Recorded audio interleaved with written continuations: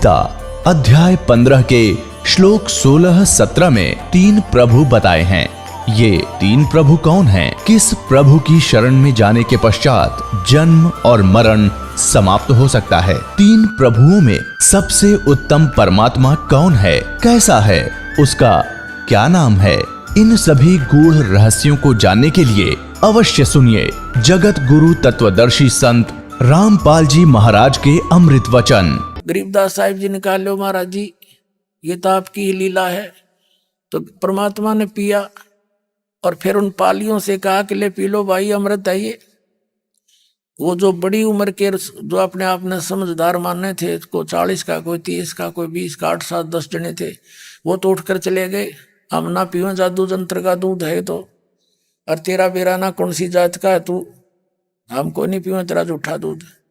वो तो उठकर चले गए। गरीबदास जी बालक थे, कहने लगे महाराज जी मुझे दे दो। गट गट गट पी गए। तब परमात्मा ने उसको समझाना शुरू किया और वो पा गाड़े थे, वो चले गए, कोयल वाला रह गया।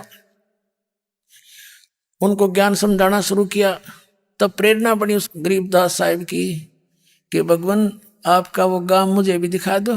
आप बताओ वहां इतना सुख है, कभी जन्मते मरते नहीं, वहां वर्द नहीं होते। काफी प्रबल प्रेरणा पैदा की। उस प्रेरणा से ही मालिक ले जाते हैं, चल बेटा, पहला मंत्र दिया 5 नाम का और लेकर चल पड़े। वहां की सारी व्यवस्था दिखाई। ब्रह्मा विष्णु महेश के लोकों में लेकर गए। ये ब्रह्मा जी का लोक है, ये विष्णु जी का, ये शिव जी का, धर्मराज का लोक ये है। यहाँ बैठकर सबका न्याय किया जाता है और यहाँ जैसा कर्म जिसने करा सब वैसा ही भोगते हैं। बेटा मेरे पास एक मंत्र है जिससे ये सब पाप नाश हो जाते हैं। और इसकी गवाही उस धर्मराज ने भी दी कि आप जो करोगे दाता वही फाइनल होगा। तो इस तरह की गवाही से गरीबदास जी को बहुत दृढ़ता होगी कि सचमुच ये मालिक है। फिर सचखंड सतलोक में लेकर गए तो क्या देखा, सतलोक के सबसे ऊपरले हिस्से में एक बहुत बड़े गुंबद के अंदर परमात्मा विराजमान है। एक सिंहासन के ऊपर सिर पर मुकुट है, ऊपर छत्र है, सफेद ही मुकुट है, हीरे पन्ने जड़े हैं उनके मुकुट में, वो चमक रहे हैं।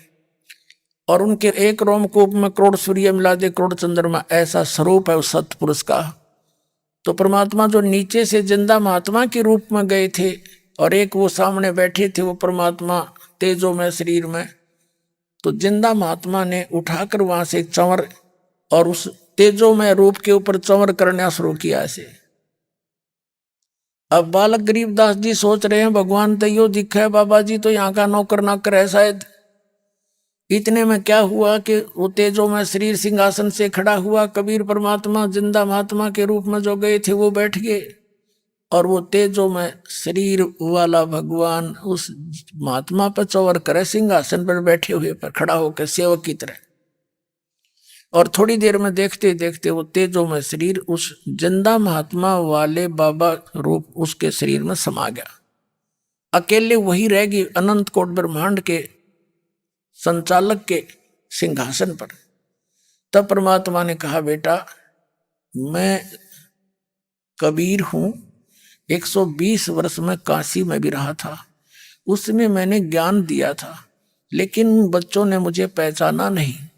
आपको इसलिए लाया हूं कि तू मेरा गवाह बनेगा, क्योंकि कलयुग की जब बिजली पीढ़ी आवेगी तब तेरे भाई बहनों को पार करूंगा और उस समय के लिए तुम्हें गवाह तैयार किया है मैंने। तुमने ये देख लिया आंखों, तुम यहाँ रहा करते थे, ये तुम्हारा द्वीप है बहुत बड़ा, एक एक आत्मा चींटी भी वहाँ बनी है, मच्छर मक्खी कीटाणु बना है, ये सब यहीं से गए हैं। और इन सब के यहाँ बहुत सुंदर महल मकान ये देख सबके खाली पड़े हैं और वो वहाँ धक्के खा रहे हैं, भटक रहे हैं। यहाँ देखो सारे सदाबहार वृक्ष हैं, काजू संतरे सेब सब कुछ सदाबहार है। वहाँ कभी किसी चीज का अभाव नहीं होता, कुछ काम नहीं करना, बड़े प्यार से रहना, ये है यहाँ की सृष्टि। और तुम वहाँ अपनी गलती से जा फंसे काल के जाल। तब गरीबदास जी ने कहा, भगवान वहां ना भेजो, मुझे यहीं रख लो दाता, वो तो गंदा लोक है, 50-60 साल में मृत्यु हो जाएगी, फिर गधे बन के फिरेंगे दाता, मेरी रक्षा कर लो, यहीं रख लो मुझे, तो बहुत सुंदर स्थान है। तो परमात्मा ने कहा, नहीं ऐसे नहीं रख सकते, आपको मैं नाम दूंगा, इस नाम की सतनाम की भक्ति करना, सार नाम दूंगा फिर समय आने पर। और उस भक्ति की कमाई से, उस भक्ति की शक्ति से तुम दोबारा चार्ज होकर आओगे। अब तुम खत्म हो लिए वहां पर सब, यहां से तुम पुनः से परिपूर्ण गए थे, इस काल ने तुम्हें लूट लिया वहां झूठा सुख देकर तुम्हारे पर टैक्स लगाकर। अब ये पूरी पृथ्वी काल को प्राप्त है, तपस्या करके ले रखी इसने, और इस पर हम आगे बेमतलब लटक के इसके साथ आसक्त होकर, तो इसने हमें अपना मजदूर बना लिया। जब तक हमारे पास पुण्य रहे उसके लिए इसने स्वर्ग बना रखा था ऊपर, उसमें टैक्स लगा दिया, किसी में 10%, किसी में 20%, किसी में 25%। तो जब हमारे पुण्य खत्म हो गए पृथ्वी पर पटक दिया, जाओ कमाओ और फिर आओ। वो तो होटल खोल रखा इस काल ने यहाँ पर, और तुम यहाँ के रहने वाले हो, और जा बेटा मेरी महिमा आंखों देखी दोबारा वर्णित कर दे और लिखवा देना इसको, आने वाले तेरे भाई बहन बच्चों के काम आओगा कलयुग में, तेरे द्वारा दिया होगा यह एफिडेविट। तो गरीबदास जी उधर से गांव वालों ने देखा, उन बच्चों ने कुछ देर के बाद, घंटा 2-3 घंटे के बाद वो दूर चले गए थे, क्यों लंबे खेत दूर दूर तक फसल खड़ी थी। 2-3 घंटे के बाद वो आए कि अभी लाओ, बुला के कहाँ गया वो गरीबदास। अब गरीबदास जी का शरीर तो बैठा ऐसे, उसको हिलाकर आवाज लगाई रहे खड़ा हो ले, वो गिर गया से, मर गया मर गया, मृत्यु होगी, हाहाकार मच गई। गांव में भागे दौड़े गए, गांव वाले लोग उधर भाग रहे हैं, इकलौता पुत्र बहुत बड़े जमींदार का, हाहाकार मच गई, उठा कर ले आए। तो 8-9-10 घंटे लगे इस प्रोसेस में, चिता पर रख दिया फूकने के लिए, अंतिम संस्कार करने के लिए। उधर से परमात्मा ने इतने समय में सारा कुछ दिखा कर उस आत्मा को वापस छोड़ दिया। चिता के ऊपर से गरीबदास जी एकदम उठे, वो ऊपर बंधन बांध रखे थे वो टूट गए सारे, और खड़े होकर लागे वो वाणी परमात्मा की आंखों देखी, गॉड गिवन ज्ञान का वर्णन करने।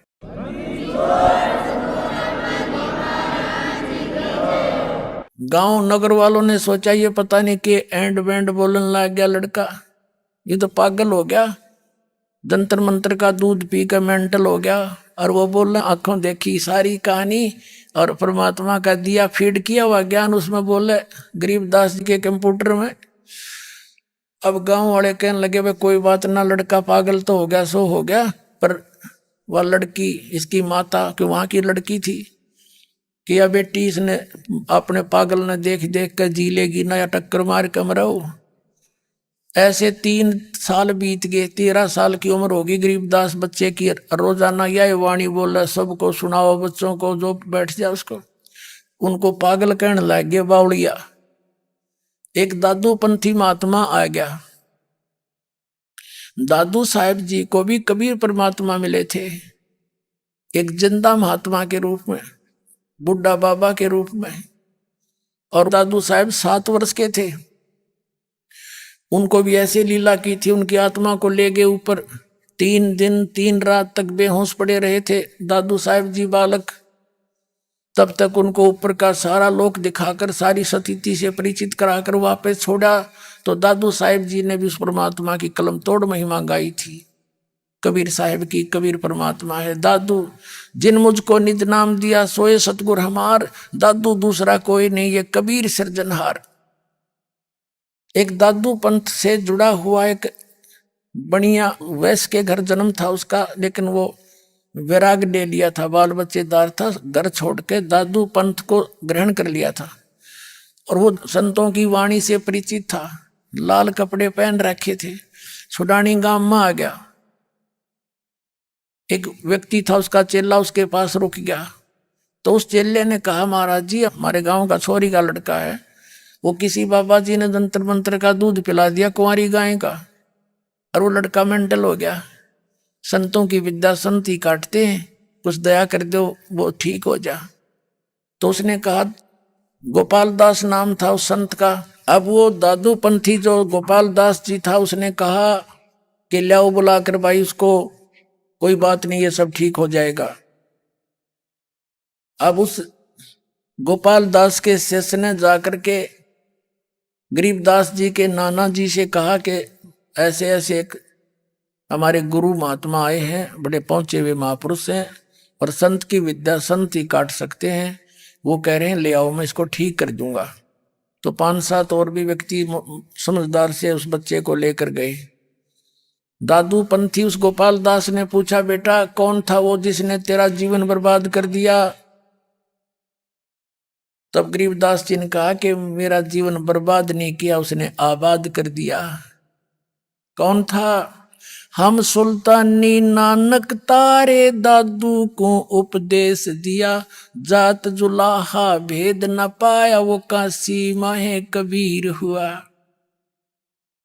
एक के सेंटेंस में सब कुछ समझा दिया। समझदार को संकेत बहुत होता है। और भी बहुत सी वाणी बोली, बोलते ही रहे। जो देख रखा था आंखों में, जो परमात्मा ने फीड कर रखा था उसके अंदर अपना तत्व ज्ञान जो दोबारा प्रकट करवाना था। अब गोपाल दास तो 60 वर्ष 65 वर्ष का व्यक्ति उस 13 वर्ष के बालक के आगे हाथ जोड़ के खड़ा हो गया, महाराज ये वाणी लिखवा दो, कलयुग में उद्धार करेगी जनता का। गरीबदास जी उठ कर चल पड़े, बोले नहीं। अब गांव वाले कहने लगे, यू 60 साल का बाबा जी भी पागल हो गया, इसका ही फटकार लाएगी। 13 साल के बालक का हाथ जोड़ता फिरता है, क्या कह रहे पता नहीं, ये क्या बातें कर रहे हैं। तब उसने कहा, रे गांव वालों, यू पागल को ना, पागल तो तुम हो भाई। ये जो कहना चाह रहा है उसको तुम समझ नहीं पा रहे हो, मेरे समझ में आएगी। 3 दिन तक वो हाथ जोड़े खड़ा रहा। जब भी मिला हाथ जोड़ के कहा, महाराज लिखवा दो या वाणी।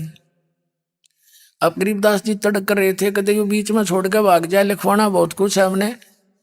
तब गरीबदास साहिब जी ने कहा कि दे सारी लिखे तो लिखवाऊं, कदे बीच में भाग जाए। तो उसने कहा, नहीं जी मैं तो घर से फ्री होकर आ रहा हूँ, 2 रोटी चाहिए दास ने, और आप बोलोगे मैं लिख दूंगा, मेरे को ये कला दे रखी वहां लिखने लिखने की। 6 महीने तक गरीबदास जी बोला करते थे और वो गोपाल दास दादू पंथी लिखा करते थे। वो अमृतवाणी आज दास के पास उपलब्ध है, जो एक गरीबदास नाम के ग्रंथ से प्रसिद्ध है। उससे आपको अब ज्ञान सुनाएगा। अब उस गरीबदास साहिब जी ने, जैसे पुण्यात्मा तुलसीदास जी हुए हैं जिन्होंने रामायण को अपनी लैंग्वेज में चौपाइयों के माध्यम से पुनर्चित्रित किया है, और वो आज पूरे हिंदू समाज को मान्य है। लाखों वर्ष पहले की घटना और अभी सैकड़ों वर्ष पहले तुलसीदास जी ने लिखी, लेकिन वो ज्यों की त्यों सत्य है। इसी प्रकार आदरणीय गरीबदास साहिब जी ने परमात्मा कबीर जी की, उस समर्थ परमात्मा की महिमा आंखों देखी। सतलोक गए, फिर वापस छोड़ा, फिर उनके अंदर ज्ञान योग भर दिया, मालिक ने ज्ञान योग खोल दिया, उसका दिव्य दृष्टि ऑन कर दी।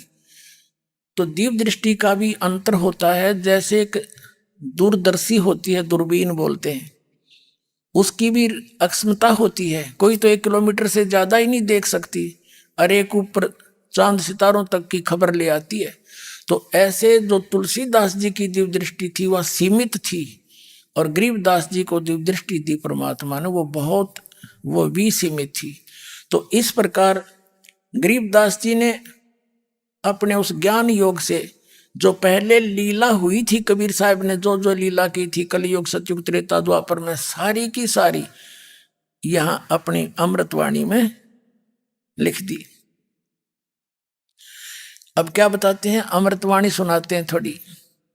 फिर गणका के संग चले, शीशी बरी शराब, गरीबदास उस पूरी में जुल्ला होया खराब। लोगों की दृष्टि में जुल्हा गंदा आदमी हो गया ही। फिर गणका माने वैसा को, फिर गणका को संग लिया, शीशी बरी शराब, गरीबदास उस पूरी में जुल्हा भया खराब। तारी बाजी पूरी में ये बेस्ट जुले दी नीचे, गरीबदास गणका सजी ही 2 संतों के बीच। दुनिया ने ताड़ी पीटी कि जुलाहा नीच है, और इस ये तो भ्रष्ट हो गया। और गरीबदास जी कहते हैं, गरीबदास व गणका सजी 2 संतां के बीच। आगे संत रविदास जी पाछे परमात्मा बैठे, बीच में आ बेटी बैठी। गावत बैन विलास पद फिर गंगा जल पीवंते, गरीबदास भी बल बहे मत वाले घूमंते। अब गावत बैन विशाल पद परमात्मा अपनी अमृतवाणी बोले और वो गंगा जल पीवा जैसे शराबी शराब पिया कर और ऐसे लीला कर रहे हैं। गावत बैन विलास पद और गंगा जल पीवंते, गरीबदास भी बल वहे मत वाले घूमंते। बड़ुआ बड़ुआ सब कहें कोई न जाने खोजे, दास गरीब कबीर कर्म वो बाटे सिर का बोझे। अब गरीबदास साहब जी कह रहे हैं लोग तो कहें यू बड़ुआ है, नकम्मा गंदा आदमी है, और गरीबदास जी कह रहे हैं परमात्मा अपने सिर का बोझ तारे थे।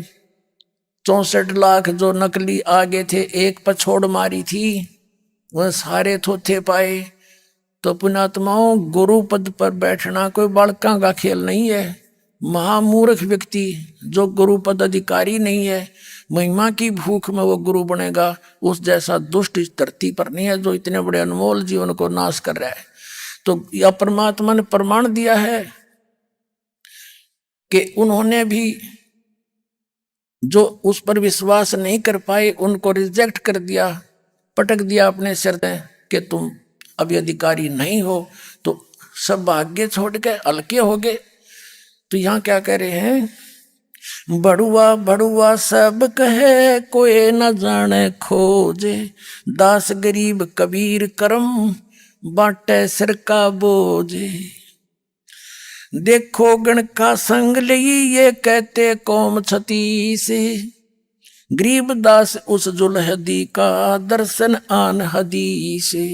36 जात के व्यक्ति क्या कहते हैं, देखो गण का संग लई कहते कौम छती से, कि देखो वैसा को साथ लिए घूम रहा है। सब कहने लगे गरीबदास जुलहदी का ये दर्शन आन हदीस।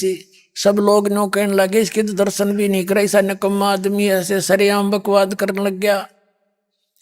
शाह सिकंदर को सोनी बेस्ट बहे दो संत, गरीबदास चारों वर्ण उठ चाले सब पंथ। शाह सिकंदर कह गए सुन कबले अरदासे, गरीबदास तलबा हुई वो पकड़े दोनों दासे। पूज्य कबीर परमात्मा जी को और आदरणीय रविदास जी दोनों को पकड़ लाए। कबीर साहब ने कहा कि इसका दोष नहीं है, इसको छोड़ दो, ये मेरे आदेश से इसने सारा कुछ किया है, ये मैं दोषी हूं, मुझे पकड़ लो। तो रविदास जी को तो उन्होंने बरी करा दिया और अपने आप का भी मैं हूं दोषी, मुझे देव सजा क्या दोगे। शाह सिकंदर कह गए सुन कबले अरदासे, गरीबदास तलबा हुई वहां पकड़े दोनों दासे। कहो कबीर यो क्या किया। अब वो क्या कहता है सिकंदर के हे कबीर जी यो के करा, और गणकाली निसंग। कहो कबीर यो क्या किया ये गणकाली निसंग, गरीबदास भूले भक्ति और पड़ा भजन में भंग। अब सिकंदर लोधी शिक्षा दे रहा है कबीर जी को, परमात्मा को, कि आपने क्या करायो, एक वैश्या को साथ ले लिया, आपका तो भजन खराब हो गया। अब परमात्मा कहते हैं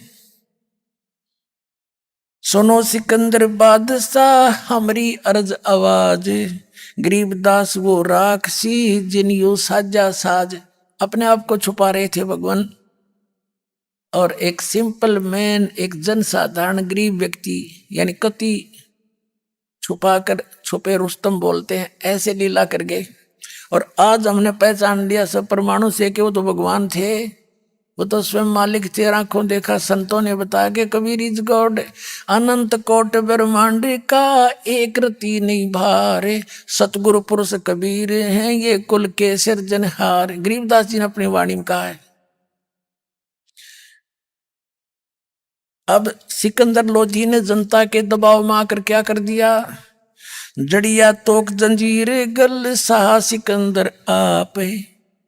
देखो ये राजा लोगों का इतना व्यों तो है, जब उसको मालूम था उसके ऐसे दुख दूर किए थे सिकंदर लोधी के, वो तड़फा करता था, अंतिम सांस गिने था। सब वेद फेल हो गए थे, सब मुसलमान और हिंदू धर्म के जंतर मंत्र फेल हो गए थे, और सब ने कह दिया था तेरे प्रारब्ध का कर्म है राजा, भोगना पड़ेगा। कबीर परमात्मा के आशीर्वाद से ठीक हो गया था वो, और बहुत आदर सत्कार किया करता, लेकिन जनता के दबाव में आके नंबर बनाने के लिए उस नालायक व्यक्ति ने अपने हाथों से हथकड़ी लाई कबीर साहब के। इतना बहुत है इन राजाओं का, मालिक साथ है तो सब कुछ है। देखना मालिक की लीला क्या करते हैं वो। जड़िया तोक जंजीरे गले शाह सिकंदर आप, गरीबदास पदलीन है और ताड़ी अजब पाजाब। मालिक नहीं बोले कर दो जो तुमने करना है। हाथों जड़ी हथकड़ी पग बेड़ी पैराए, पैरों में बेड़ी डाल दी। गरीबदास बीच गंगा में तांदी ना छटकाए, जड़ गए तोक जंजीरे सब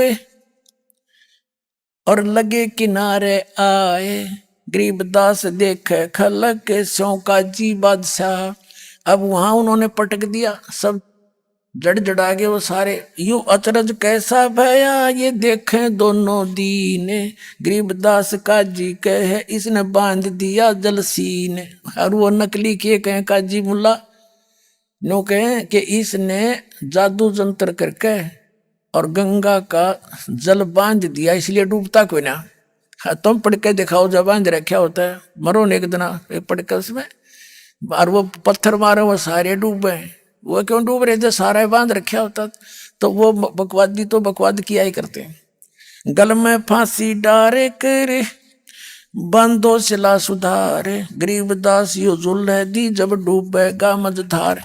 पहले डाला जब तो वो डूबे नहीं, परमात्मा किनारे पर खड़े हुए, फिर पकड़ के ले गए उसको, पत्थर पत्थर बांध गए, फिर पटक दिए, फिर भी ना डूबे। सिला धरी जब नाव में, पत्थर धर लिए नाव में, बांधी गले कबीरे। परमात्मा गलब में पत्थर बांध दिया। गरीबदास फंद टूट कर वह डूबे नहीं कबीरे। सिला चली सा और को ये देखे काशी ख्याले, गरीबदास कबीर का आसन अदर हमाले। अब वो पत्थर परमात्मा तो डूबे नहीं, बैठ के गंगा जल पे, और वो पत्थर भी उल्टा चलता हुआ सिकंदर के पास आकर वहां किनारे पर रुक गया। और सिकंदर बाजा पाछे ने कदे तेरे लाग जा। अब क्या बताते हैं, तीर बाण गोली चले ये तोप रह किलो सोरे। गरीबदास उस जुल्हदी के पे गई एक नी ओरे। तीर गोली बाण और तोप तक छोड़ दिए।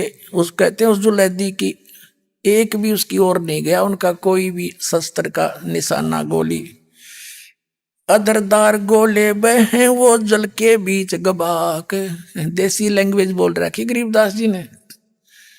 जैसे हम तालाब पर बालक होते थे ना, नो पत्थर फेंका करते नो पानी में, और वो पत्थर कंकर रोड़े पानी में पड़ते ना, नो बोले देखो, बोला गभाक, यानी पानी जल के अंदर कोई पत्थर डालते हैं उसकी आवाज जो होती है उसको गभाक की आवाज होती है। तो यहां उसी को चित्रित कर रहे हैं गरीबदास साहब जी। अधरदार गोले बहे वो जल के बीच गबाक, गरीबदास उस जुल्हदी पर शस्त्र छूटे लाख। ओए होए तोप रैकले सब चले तीर बाण कमाने, गरीबदास वह जुल्हदी जल पर रहे अमाने। जुल्म हुआ डूबे नहीं ये शस्त्र लगे न बाण, गरीबदास अब कौन गति अब कैसे लेवा प्राण। अब सारे चर्चा कर रहे हैं कि यू मरता तो कोई ना, इसने कुकर मारे। अरे बुद्धि भ्रष्टो, वो आम व्यक्ति है, इतनी बुद्धि काम नहीं करी, तुमने सारे कुकर्म कर लिए, तो अब तक एक व्यक्ति को मारने के लिए प्रयोग कर दी। जरा सी भी बुद्धि होती चरण पकड़ लेते, कम से कम इतने से तो पहचान लेते उनको। और चरण पकड़ लेने थे भगवान आ रहे, तोप से भी ना मरते, पत्थर से भी नहीं मरते, पानी में भी ना डूबते, और भगवान की साहस है। तुम बता दो कोई डेफिनेशन इससे नहीं आ रही, तुम जितनी तुम्हारी बुद्धि काम करती है।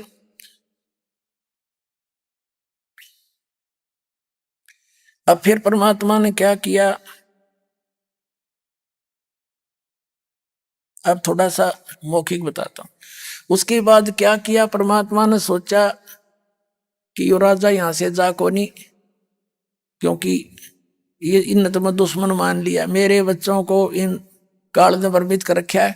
तो मालिक ने क्या लीला करी, जल में गोता मार के नीचे गंगा के अंदर सब ने खुशी मनाई, डूब गया मर जाएगा, हो गया कट गया टंटा। अब आदरणीय रविदास साहिब जी परमेश्वर कबीर जी की घड़ी महिमा गाया करते कि ये भगवान आ रहा है, ये परमात्मा है, तुम मत इसके साथ खस्या करो। तो सभी जितने वो काजी मुल्ला थे रविदास जी की घर गए और कहने लगे, कहाँ गया तेरा भगवान, तूने क्या करता है, परमात्मा है, इसकी तुम बराबरी नहीं कर सकते, वो डूब गया गंगा में। तो रविदास जी कहने लगे, कौन है, कि वो तेरा कबीर। कहाँ डूब गया, ये बैठा देख अंदर। जाकर देखा रविदास जी की झोपड़ी में बैठे परमात्मा।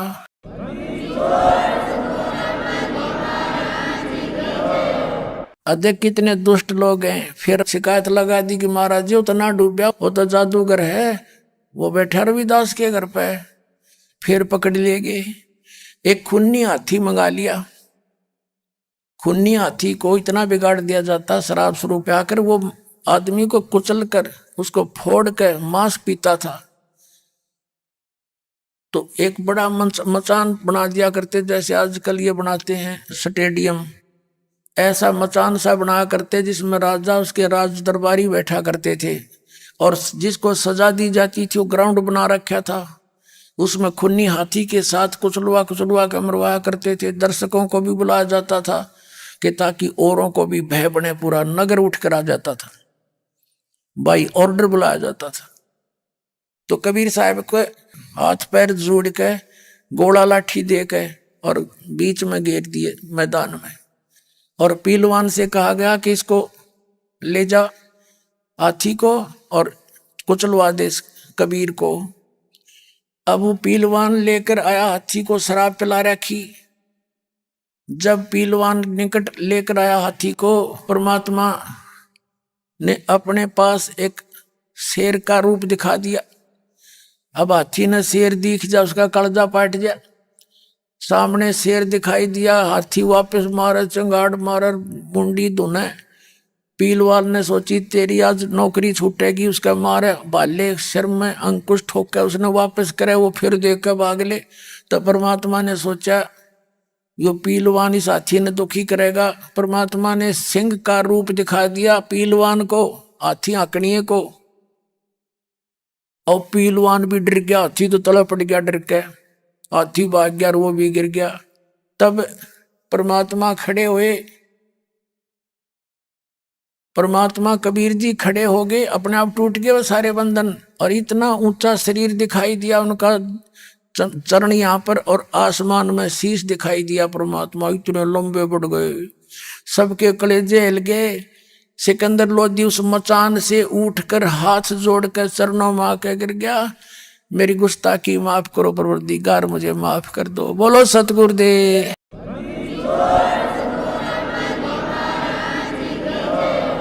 आज का जो प्रसंग है वो ये था कि काल ने ये कहा था कि हे भगवान आप अपना ज्ञान देकर अपने बना के, जो तेरे ज्ञान न माने वो तेरा, मेरे ज्ञान को माने मेरा। तो परमात्मा ने अब वो फार्मूला अपनाया है, पहले परीक्षा कर ली थी कि बगैर ज्ञान के ये लग नहीं सकते भक्ति पर। तो पुण्यात्मा इस ज्ञान आधार से आपको भक्ति मार्ग पर लगा के पार करेगा परमात्मा, पूरे विश्वास से लगे रहना।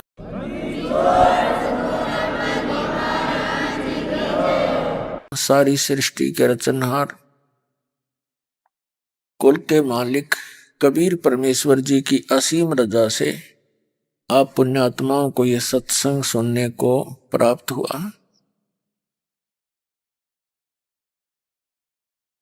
प्रथम तो मानुष जन्म मिलना बड़ा दुर्लभ है, मनुष्य जीवन मिल जाता है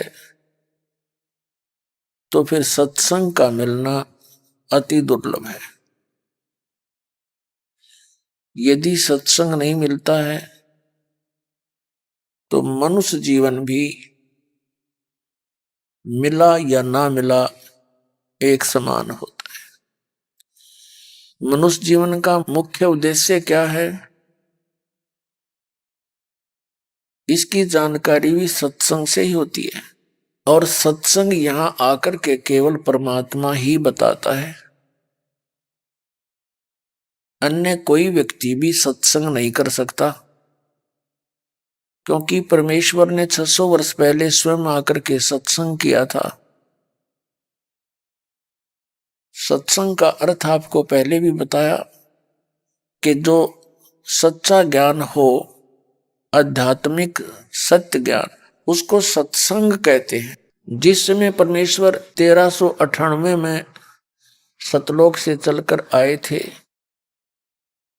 और 120 वर्ष तक एक जन साधारण की भूमिका करते हुए, जुलाहे का कार्य करते हुए और साथ में परमात्मा अपनी महिमा का प्रचार करते हुए यहाँ पर रहे, उस समय उन्होंने सत्संग किया था और उन्होंने अपने मुख कमल से जो ज्ञान दिया था वो कबीर वाणी कहलाती है। उसको श्रीमद् भगवत गीता अध्याय नंबर 4 के श्लोक नंबर 32 में कहा है कि वो सच्चिदानंद घन ब्रह्म के मुख से उच्चारित जो ज्ञान होता है, वाणी होती है, वो सच्चिदानंद घन ब्रह्म की वाणी कहलाती है। परमात्मा स्वयं आकर के अपने मुख कमल से यथार्थ ज्ञान बताता है, वो तत्व ज्ञान होता है। गीता जी अध्याय नंबर 4 के श्लोक 34 में फिर कहा कि उस तत्व ज्ञान को तू तत्वदर्शी संतों के पास जाकर समझ, उनको दंडवत प्रणाम करने से, कपट छोड़कर उनकी सेवा करने से वो तत्वदर्शी संत तुझे तत्व ज्ञान का उपदेश करेंगे। तो वो तत्व ज्ञान परमात्मा ने 600 वर्ष पहले बोला था। आदरणीय धर्मदास साहिब जी ने वो लिपिबद्ध किया था। उसको कबीर वाणी बोलते हैं। कबीर वाणी, कबीर वाणी के अंदर पूरा कबीर सागर, क्योंकि वो परमात्मा के ही वचन है, और कबीर साखी, कबीर शब्दावली, कबीर बीजक, ये सभी परमात्मा के द्वारा दिया हुआ ज्ञान है। और ये सत्य ज्ञान परमेश्वर ने आके बताया है, वो सत्संग है। और उसी ज्ञान को अब दास के ऊपर रजा करी है परमात्मा ने पुनः प्रचार करने की। क्योंकि जिस समय परमात्मा कबीर जी यानी परमेश्वर सतपुरुष जी सर्वप्रथम इस काल के लोक में आए थे हमारी सुध लेने के लिए, उस समय इस काल भगवान ने उनका विरोध किया था। ये काल भगवान नहीं समझ सका कि वह स्वयं परमात्मा थे, क्योंकि परमेश्वर अपने पुत्रों का रूप बनाकर किसी भी एक पुत्र का, जैसे कभी सहजदास का रूप बना लेते हैं, कभी जोगजीत का रूप बनाकर आते हैं, कभी ज्ञानी का रूप बनाकर आ जाते हैं। तो यहाँ का जो भगवान है, मालिक है, ये ब्रह्म ज्योत निरंजन काल, ये यही समझ बैठता है कि मेरे उन भाइयों में से ही कोई एक है। जिस कारण से ये प्रथम बार तो विरोध करता है, फिर परमात्मा अपनी शक्ति से इसको कंडम कर देता है। फिर ये चरण पकड़ के अक्षमा याचना करता है और उनके आने का कारण पूछता है। तो सर्वप्रथम परमात्मा जब आए, अपने पुत्र जोगजीत के रूप में थे, और जोगजीत के ही रूप में परमात्मा ने इस ज्योत निरंजन को वहां सतलोक से निकाला था 21 ब्रह्मांड समेत। जब जोगजीत रूप में परमात्मा वहां खड़े हो गए, आकर जहां पर तपस्या के ऊपर 1 लाख मानव शरीरधारी प्राणियों को ये वहां भून रहा था, जला रहा था, मानव शरीरधारी प्राणियों को 1 लाख, उनके सूक्ष्म शरीरों को, और हाहाकार मची हुई थी। सब तड़प रहे थे ऐसे जैसे खील भुनी जाती है, चटक मटक हो रहे थे, हाहाकार मची हुई थी। जब परमात्मा कबीर जी वहां आकर खड़े हुए, परमात्मा की प्रेजेंस में जो तपस्या एक टुकड़ी है जहां पर ये काल 1,00,000 मानव शरीरधारी प्राणियों को नित भून कर खाता है, उनसे गंध निकाल कर खाता है, और जीव मरते नहीं, उनको कर्माधार से फिर अन्य योनियों में अपने कर्म भोगने के लिए भेज देता है। यह सब कार्य वो ऑटोमेटिक और गुप्त रहकर करता है। जो परमात्मा वहां खड़े हुए आकर उनके जो तपस्या की जो तपत थी, वो टुकड़ी तो वो पत्थर की तई तनों की नो जल रही थी, लेकिन उन प्राणियों को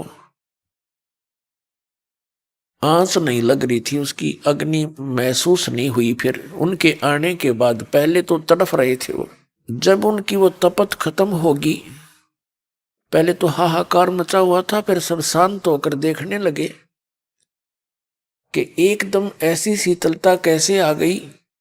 सामने देखा भगवान खड़े थे, उनके देखकर उस सुंदर स्वरूप को सभी आत्मा गदगद होगी और सोचने लगी कि भगवान आगे, इन्होंने हमारे कष्ट दूर कर दिए। वहां पर उस तपस्या के ऊपर ये नकली संत भी थे, उनके चेले भी वहीं भुनने जा रहे थे। ऋषि भी वहीं थे जो यहाँ बकवाद करा करते, एक नहीं मानने थे सच्चाई को। तब उन सभी ने मिलकर कहा कि हे भगवान, हम यहाँ पर किस कर्म का दंड भोग रहे हैं? तब परमात्मा ने कहा कि यहाँ जो तुम दंड भोग रहे हो, ये यहाँ का नहीं है। ये पाप कर्म तुमने सतलोक में किया था, वहां तुम परमात्मा से विमुख होकर और इस काल के साथ आ गए थे, और वो भोग, वो दंड तुम्हें सतलोक में किए हुए पाप कर्म का आज इस तपस्या पर तुम इसका भोग भोग रहे हो। फिर परमात्मा ने उनको सारी कहानी कथा सुनाई, सृष्टि रचना सुनाई, और काल के साथ उनके यहाँ आगमन की कथा सुनाई कि तुम कैसे फंसे हो आकर के, नीचे चले जाते हो, तुमने माया के अतिरिक्त कुछ भी दिखाई नहीं देता, तुम फूल जाते हो, भगवान को भूल जाते हो और अपने आप में सुपीरियर बन जाते हो जब मनुष्य शरीर मिलता है। वो काल आपके शरीर को बर्बाद करवा देता है, और फिर तुम आजीवन यानी शेष जीवन जितने भी हैं वो रो रो कर भोगते हो, कुत्ते गधे सुअर के। अपने आत्मा वहां तो ना कोई भाई साथ था, ना बहन साथ थी, ना कोई रिश्तेदार साथ था, वो अकेले पिट रहे थे सारे। सबको पता लग गया। परमात्मा ने कहा, जिस संपत्ति को, जिस संतान को तुम अपनी माने बैठे थे, कोई लाए उठाकर सुई भी तुम, और तुम्हारे पास टाइम नहीं था भगवान की भक्ति का, और भक्ति करते थे तो नकली करते थे, डुप्लीकेट, तुम्हें रास्ता नहीं पता था। रास्ता बताने के लिए हम जाते हैं, तुम सुनते नहीं हो। अब वहां तो सारी बात समझ में आवे थी, क्यों दुर्गति हो रही थी,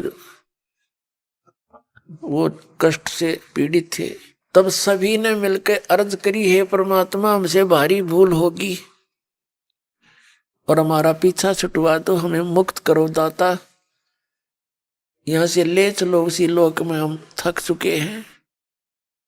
क्योंकि वहां जाने के बाद उनको पिछले संस्कार, पिछले जन्म जन्मांतर के दुख भी याद आ रहे थे। तो परमात्मा ने कहा, ऐसे नहीं बनती बात, जब तुम जाए धरो जग देहा, तब तुम करना मम सत शब्द स्नेहा। जब तुम नीचे चले जाओ और कभी किसी को मानव शरीर प्राप्त हो, तब मेरा कोई संत मेरे इस तत्व ज्ञान का प्रचार कर रहा हो, तब मेरे इस तत्व ज्ञान पर विश्वास करना और सतनाम प्राप्त कर लेना, फिर तुम आ सकते हो। अब वहां परमात्मा ने देखा कि वो ऋषि महर्षि भी वही कष्ट उठा रहे थे। उनसे परमात्मा ने प्रश्न किया कि तुम परमात्मा की साधना भी करते हो, फिर तुम क्यों आ गए इस तपस्या पे? अब वहां तो वो कहते हैं, भगवान हमें पता नहीं, हमको जैसा ज्ञान था वैसी हम साधना कर रहे थे, तब परमात्मा ने कहा तुम भगवान को निराकार मानते हो तुम्हारे सिद्धांत अनुसार, वैसे तो वेदों में परमात्मा साकार है, पर तुम्हारे लोक वेद के आधार से तुमने उसको निराकार मान रखा है। इस ज्योति निरंजन को भी तुम निराकार मानते हो, ये साकार है और तुम्हें अब खाने के लिए आएगा। तुम्हें तो भेज देता है, लेकिन आपके इस शरीर से निकला हुआ ये गंध जो ऑटोमेटिकली एक पात्र में चला जाता है, इसको खाने के लिए आएगा वो। अब उन्होंने देखा, परमात्मा ने कहा कि देखो वो आ गया है, इस काल का आहार का समय हो गया, इसने ऑटोमेटिक सिस्टम कर रखा कि इतने समय में वो सभी प्राणी भून भान के उनमें से सब गंध निकल लेगा और वो चले गए होंगे। ऐसा ऑटोमेटिक सिस्टम है, इसने अपनी शक्ति से कर रखा। उसके समय अनुसार तो वो सब जा चुके होंगे, लेकिन परमात्मा ने अपनी शक्ति से उनको रोके रखा और दिखाया कि देख वो आ रहा है, तुम जिसे निराकार कहते हो। लेकिन वहां तुम मानते ही नहीं हमारी बात को। और श्रीमद् भगवत गीता अध्याय नंबर 7 के श्लोक 24 और 25 में स्पष्ट ये कहता है, श्री कृष्ण में प्रवेश करके बोलता है और कहता है कि मैं अपनी योग माया से छुपा रहता हूं और ये बुद्धिहीन मानव समाज मुझ अव्यक्त को व्यक्तिम आपनम मनन्ते, मुझ अव्यक्त को मैं छुपा रहता हूं और मुझे ये कृष्ण मान रहे होंगे।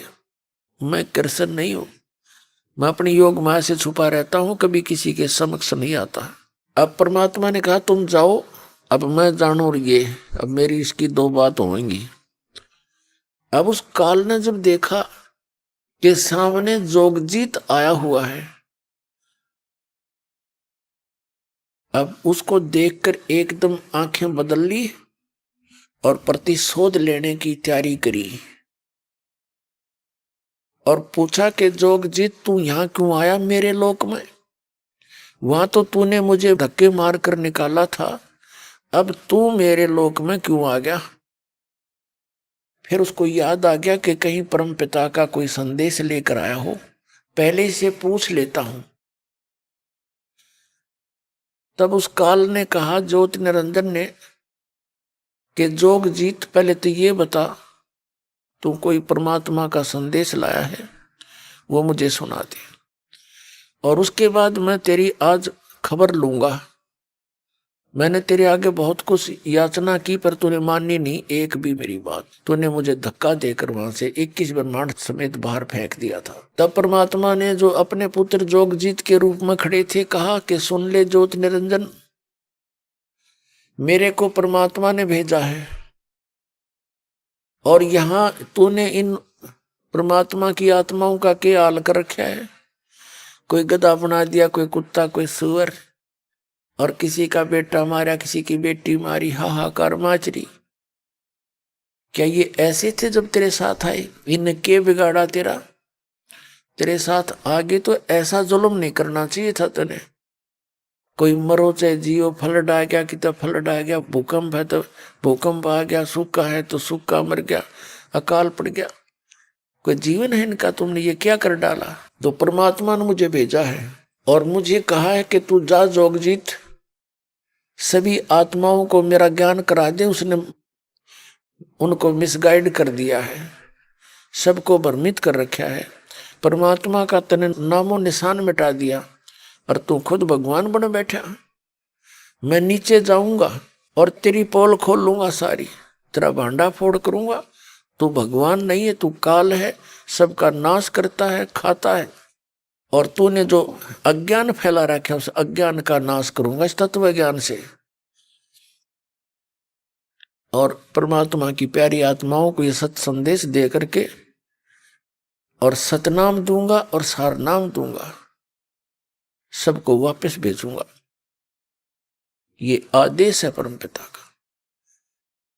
अब उसका तो आग लग गई एकदम, कहने लगा जोगजीत नीचे तो जब जागा ना तेने जान दूंगा, तुझे अभी खत्म करता हूं। तू तो मेरा बाग उजाड़न जाता है, तू तो मेरी खेती का नाश करने जा रहा है, क्योंकि इसने हमें यहां पर इसी उद्देश्य से रोका हुआ है, अपना आहार के लिए।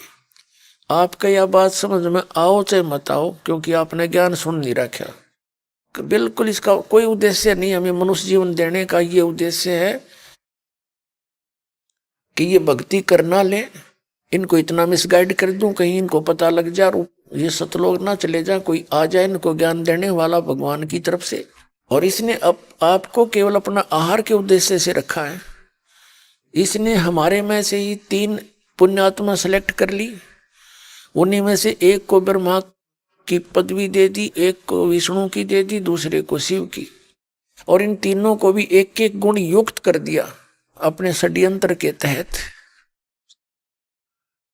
अब इनके बस की बात नहीं, इनके अंदर से वो ऐसी वो निकल रही है, तरंगे निकलती हैं इनके अंदर से, और वो हमारे को अफेक्टेड कर रही हैं, और हम उसी के आधार से विवश होकर के सब काम कर रहे हैं। संतानो उत्पत्ति, फिर इनमें ममता मोह, फिर हमें मार दिया जाता है। यो क्या जीवन है? यहाँ पर जन्म हुआ, ठीक है, हो गया, कोई बात नहीं, विवाह हुआ, संतान होगी, अच्छी बात है, और सारा मकान मकून बना लिया तो भी ठीक बात है, और मृत्यु कर दी, सारा परिवार मार दिया, यूं के तो कोया फिर यहाँ पर यू क्या जीवन है? पर हमारी आंखें नहीं खुली, हमने कोई विकल्प नहीं मिला इसका।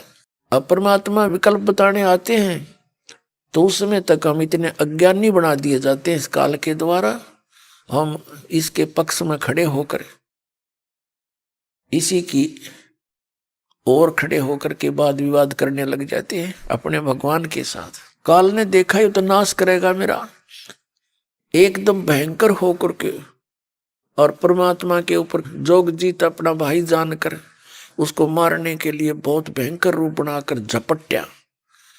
तो कबीर परमात्मा बताते हैं धर्मदास अपनी प्यारी आत्मा धर्मदास जी को कि उस समय मैंने सतनाम के 2 अक्षर का नाम जाप कर दिया। तो पुण्यात्मा ये हमारे लिए संकेत किया दाता ने कि आपके ऊपर कोई भी इस काल के जाल की, इसके देवता या पितर की या भूत की या भैरव की बताल की, किसी की भी आपके ऊपर निवासंका हो, और ये नाम जिसको प्राप्त हो, सतनाम का जाप कर देना, इतनी दूर जाके पड़ेगा ये सारा सौदा।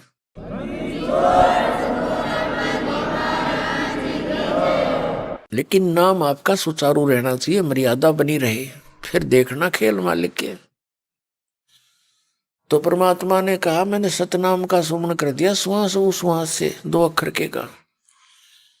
तो यू काल ऐसे गिर गया जैसे पक्षी के पंख कट जाते हैं, पड़ा पड़ा तड़फे और कुछ बसा नहीं रही इसकी। जब इसने देखा कि इसके पास तो कोई मंत्र जबरदस्त है, तब इसने सोचा अब तेरी दाल गलेगी नहीं। इसने नीचे नीचे आकर मेरे पैर पकड़ लिए धर्मदास परमात्मा बता रहे, हाथ जोड़ के नो बोला मेरे से गलती होगी, आप मेरे बड़े भाई, मैं आपका छोटा भाई, छोटे तो गलती किया करते हैं, बड़े अक्समाही किया करते, मुझे माफ कर दे, मुझसे गलती होगी, माफ कर दे। तो परमात्मा बता रहे हैं कि मैंने कहा ठीक है, माफ कर दिया। फिर उसने कहा कि भगवान एक मेरी प्रार्थना है, मेरी एक अर्ज है, उसको स्वीकार करो। 2-3 मेरे इस लोक में कुछ त्रुटियां हैं जो मेरे बस से बाहर हैं, कृपा आप उनको भी ठीक करना, मदद करना मेरी। तो परमात्मा ने कहा बोल क्या है तेरी? कि मैं आपसे कुछ वर मांगना चाहता हूं, आप मुझे कुछ वर दे दो ताकि मेरा ये राजपाट ठीक चलता रहे। तो परमात्मा ने कहा कबीर जी ने कि मांग के मांगा तू? वो बोला ऐसे नहीं, वचनबद्ध हो जाओ। हो गया वचनबद्ध, मांग ले। तब क्या मांगा इसने कि हे भगवान 3 युगों में जीव थोड़े ले जाना, और 4था युग जब कलयुग आवे तब तो शरण जीव बहु जावे, ऐसा वचन हर मोय दीजे, तब तुम गवन संसार ही कीजिए। जब परमात्मा ने कहा कि ठीक है भाई, मैं वचनबद्ध हो चुका हूं और मैंने 3 युगों में जीव कम ले जाऊंगा, और 4था युग जब कलयुग आवेगा तब मैं अपने जीव ले जाऊंगा। फिर इसने ये कहा कि भगवान एक प्रार्थना और है मेरी, कि आप अपना ज्ञान दे कर ले जाना। आपका ज्ञान सुने वो आपके मन ने आपके ज्ञान को स्वीकार करें और आपके नाम जपे वो आपके, और मेरे ज्ञान पर आधारित रहे, मेरा काल का नाम जपे तो वो मेरे। आप बाई फोर्स ना ले जाना। परमात्मा बोले बाई फोर्स नहीं ले जाऊंगा। और बोल क्या चाहता है? एक दो और डिमांड परमात्मा से की थी, वो भी तथास्तु करती मालिक ने, वो फिर समय आने पर बताएंगे। जब सारी स्वीकृति होली, उसी समय आंख बदल गया और कहने लगा जोगजीत जाओ बेशक नीचे चले जाना, कलयुग में आओगे ना तुम। कलयुग में जब तुम आओगे या अपना कोई संदेश वाहक भेजोगे, उस समय इन सभी प्राणियों को इतना अज्ञानी बना दूंगा अपने नकली दूत भेज के। जब तुम्हारा संत या तुम जाओगे तुम्हारी कोई सुनेगा नहीं। क्या बताया उसी समय इसने कि 12 पंथ करूं मैं साजा, नाम तुम्हारा ले करूं आवाजा। आइए अब हम उन श्रद्धालुओं के अनुभव जानते हैं जो जगत गुरु तत्वदर्शी संत रामपाल जी महाराज जी से दीक्षा प्राप्त कर चुके हैं तथा उनके द्वारा बताए गए भक्ति मार्ग पर चल रहे हैं। नमस्कार सर। सत साहब। सर क्या नाम है आपका? फदारत दास है। सर कहाँ से हैं आप? हम दुमका झारखंड से हैं। सर संत रामपाल जी महाराज से नाम दीक्षा आपने कब ली? लिए हम 2022 को। सर जो भी भक्ति साधनाएं आपने की हैं उन साधनाओं के बारे में हमारे दर्शकों को बताएं। हम अन्य देवी देवताओं को पूजा पाठ करते थे, कायम मंदिर में जाते थे ताकि हमारा घर सुखी शांति रहे। उसमें हमको कोई लाभ नहीं मिला। उसके बाद जो है मेरा बच्चा जो है जब 2 साल का हो गया ये, तो 2 साल के बाद जो है इसका शरीर जो है फूलना शुरू हो गया। तो हम कई डॉक्टर के पास हमें लेके जाते थे आते थे, तांत्रिक के पास जाते थे आते थे। हम पूरा समस्या मेरा गंभीर हो गया। सर संत रामपाल जी महाराज के बारे में आपको कैसे पता लगा? तो एक मेरा गांव का एगो चचा ने भक्ति लिया था, वो अपना ससुराल में रहते थे, तो उसी ने हमको बताया कि इस सब जगह तुम थक गए हैं, संत रामपाल जी महाराज का जो है शरण पकड़ो, जो वहाँ जो है आपका जो है कल्याण हो जाएगा। इस तरह हमको बोला। तब ने बोला भाई सब जगह तो हम तो थक चुके हैं, हमारे पास तो पैसा नहीं है, चलो आखिरी बार जो है जब बोल रहा भक्त लोग कि तुम जाओ वहाँ पर, तो हम जो है उनके बातों में लग के जो है संत रामपाल जी महाराज का आके शरण पकड़ लिए हम। और उसके बाद मेरा गांव का आदमी जो है बोलता है कि जो ये बच्चा बचने वाला नहीं है, ये बच्चा का बॉडी में पूरा पानी फैल गया है, ये बच्चा नहीं टिकने वाला है। तो आदमी जो बोलता है आज मर जाएगा, कल मर जाएगा, परसों मर जाएगा, तरसों मर जाएगा, आदमी मतलब दिन गिनते रहा। और हमने घर में जाके चारों परिवार में हम लोग भक्ति लेके घर में जाके हम लोग कुंडी लगा दिए घर पे और भक्ति करना शुरू कर दिया अंदर में, घर के अंदर में। तब हम जो है आदमी बोलता है कि ये घर का आदमी बाहर क्यों नहीं निकलता है, क्या हो गया इनका बच्चा जो बाहर नहीं निकल रहा है, कोई आदमी डर से हमारा घर पे नहीं जा रहा है। तो मेरा लड़का जो है एक आदमी से वो डबल आदमी हो गया, एक तरफ सुकड़ गया, एक तरफ मोटा हो गया, एगो आदमी 2 तरह का आदमी हो गया। और उसका जो पेशाब करने वाला जो लिंग जो सड़ गया, पूरा सड़ गया, थोड़ा सा बचा हुआ था। तो हम लोग गुरु जी का अरदास लगाया संत रामपाल जी महाराज को, तो ये गुरु जी काहे जो इस तरह हो रहा लीला, हमको डर लगता है। तो 2 दिन के बाद जो पूरा लिंग जो है पूरा हो गया, इतना सड़ा हुआ पूरा हो गया। उसके बाद मेरा जो बेटा है ना, उसका जो पेट से पानी निकलना शुरू हो गया और उसका लिंग भी जो सड़ रहा था वो भी ठीक हो गया, अपने आप ठीक हो गया। हम संत रामपाल जी महाराज के साथ जो नाम दीक्षा लिए हैं, न कोई हम दवाई लिए हैं न कुछ लिए हैं, सिर्फ उसके भरोसा में हम छोड़ दिए हैं। और उसके दया से अभी मेरा लड़का जो है सुस्त है, सही है, और सब कोई हम परिवार सब कोई सही है हम लोग। ये देखिए सर मेरा लड़का का ये फोटो जो है, इसका शरीर फुला हुआ से, दोनों किडनी फेल था। जब संत रामपाल जी महाराज का साथ जब हम नाम दीक्षा लिए और हम भक्ति करने लगे, 1 रुपया की दवाई से कुछ नहीं हमने किया, कुछ नहीं। अभी मेरा लड़का जो है खूब बढ़िया है और डट के हमने भक्ति किया घर पे, 1 महीना दिन पूरा भक्ति किया डट के। उसके बाद मेरा लड़का जो है क्लियर हो गया, अपने आप क्लियर हो गया मालिक के दया से। और आप मेरा लड़का देखने चाहते हैं तो हम दिखा सकते हैं, देखिए सर, ये मेरा लड़का है और ये जो फ़ोटो में जो दिख रहा है ये दोनों किडनी इसका फेल था और जो है काफ़ी रुपया बोलता था डॉक्टर ने खर्च होंगे, उतना तो मेरे पास पैसा नहीं है। जब गुरुजी का हम नाम दीक्षा लिए संत रामपाल जी महाराज का साथ में और उनके ऊपर जो है हम भार छोड़ दिए। देखिए ये मेरा लड़का अभी उनके शरण में जब नाम दीक्षा लेके देखिए मेरा ये लड़का सही है और आदमी ने डॉक्टर ने बोल रहा था कि ये लड़का बचने वाला नहीं है, इसका पूरा बॉडी में पानी फैल गया और दोनों किडनी फेल है। संत रामपाल जी महाराज के दया से ये स्कूल भी जाते हैं, काम धंधा भी सब कुछ करता है, स्कूल भी जाता है पढ़ने के लिए, सब कुछ खाता पीता है, सब चीज़ करता है। अभी ये स्वस्थ है, कोई दवाई लिए ना कुछ किए ना कुछ नहीं इसको खिलाए न दवाई लिए, दोनों किडनी अभी जो है सही है।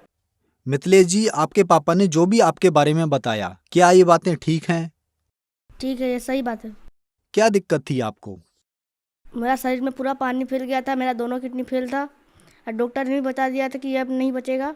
गांव वालों ने भी ये बता दिया कि ये नहीं बचने वाला है, इसका काम क्रिया कर दो, जो नियम है कर दो इसका। पहले बोल दिया था, मेरे पिताजी पूरा घबरा गए थे। क्या परेशानियां होती थी आपको? उठने बैठने में दिक्कत था और कुछ खा बातें नहीं आते, जल्दी खाने में कुछ अच्छा नहीं लगता था। कैसे ठीक हुए आप? संत रामपाल जी महाराज के नाम दीक्षा लेने से मेरा शरीर पूरा स्वस्थ है। मिथिलेश जी, आपके पापा बता रहे हैं कि डॉक्टर ने आपको बता दिया था कि आपकी दोनों किडनी खराब हैं, ऑपरेशन करके दोनों किडनियां बदलनी पड़ेंगी। आप बिना दवाई बिना ऑपरेशन के ठीक हो गए, तो क्या ये बात ठीक है? सही है ये बात। क्या आप अभी सभी काम करते हो, स्कूल जाते हो? जाते हैं, स्कूल जाते हैं, खाना खाते हैं, ठीक से खाते हैं, काम भी करते हैं घर का जो सकेंगे। क्या आप बिल्कुल ठीक हो गए? पूरा स्वस्थ है। मेरा गुरुजी ने एक बार दर्शन दिया था, कबीर साहब ने 3 बजे दिन को। गुरुजी कुछ बोला नहीं था, सुई दिया के 2 सुई दिया था, तो एक निकाला और एक नहीं निकाला। तो ये मैंने मम्मी पापा को आवाज़ दिया कि मुझे सुई निकाला नहीं एगो और एगो निकाल कर लग जा रहा है। तो मेरे मम्मी पापा जल्दी से आए और बोले कि क्या हुआ आज क्या हुआ, तो हम बता दिए अपना जो बोला। तो गुरुजी को देखे कि मैं सपने में आए थे, गुरुजी दर्शन दिए, परमात्मा आए थे कबीर साहब और सुई लगा के गए। एगो सुई निकाला और एगो नहीं निकाला, इसलिए मैं आप लोगों को आवाज़ दिया। उसके बाद मैं ठीक होना धीरे धीरे सही होने लगा। जब वो दर्शन दिए थे तभी से धीरे धीरे सही होने लगा। सर, संत रामपाल जी महाराज से नाम दीक्षा लेने के बाद आपको बहुत ही अद्भुत अकल्पनीय लाभ मिले। आपका बच्चा बिल्कुल ठीक हो गया, जबकि डॉक्टर ने उसकी दोनों किडनियां खराब बता दी थी। आपने प्रमाण के तौर पर मेडिकल रिपोर्ट्स भी दिखाई। तो सर, जो दर्शक आज आपको टीवी पर देख रहे हैं और वो भी इन सब परेशानियों से जूझ रहे हैं, तो उनके लिए आप क्या कहना चाहेंगे? उनको यही कहना चाहते हैं कि जो है सत्संग में जो आता है कि ताकि सत्संग सुने, जिसको शरीर में कष्ट है, किसी को बीमारी है और ये सत्संग सुने, संत रामपाल जी महाराज का सत्संग सुने और ज्ञान को समझें बुझें और जो है अपना कष्ट जो है दूर करें। सर, अगर कोई श्रद्धालु संत रामपाल जी महाराज से नाम दीक्षा लेना चाहता है तो उसको क्या करना होगा? संत रामपाल जी का महाराज का नाम दीक्षा कई चैनलों में सत्संग आती है, उसके नीचे में एगो पट्टी आती है, उस पट्टी में नंबर आता है, वो नंबर से आप कॉल कीजिए, आपका नामदान केंद्र जो है मालूम पड़ जाएगा और वहाँ जाके आप जो है नामदान लीजिए और अपना जीवन का मुक्त कराइए। धन्यवाद सर। सत साहब।